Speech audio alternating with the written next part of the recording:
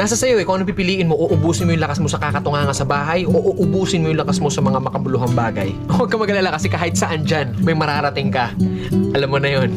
Hindi, ganito kasi yan. Dahil lang alam mong matagal at mapapagod ka, hindi ka natutuloy. Tsong wala kang mararating kung hindi mo pipihitin yung susi sa loob ng ulo mo. Gaano man kataas ang pangarap mo sa buhay, huwag kang matatakot sa pagod at sakripisyo dahil parte yun eh. Hindi ka makakakain ng kanin kung hindi mo sasaingin. Hindi ka makakakain ng ulam kung hindi mo lulutuin. Lahat ng bagay kailangan kilusan mo muna sa umpisa. Hindi tatakbo ang sasakyan kung hindi mo sususian, kung hindi mo lalagyan ng gasolina. Hindi yun tatakbo sa kung saan mo siyang direksyon dapat dalhin.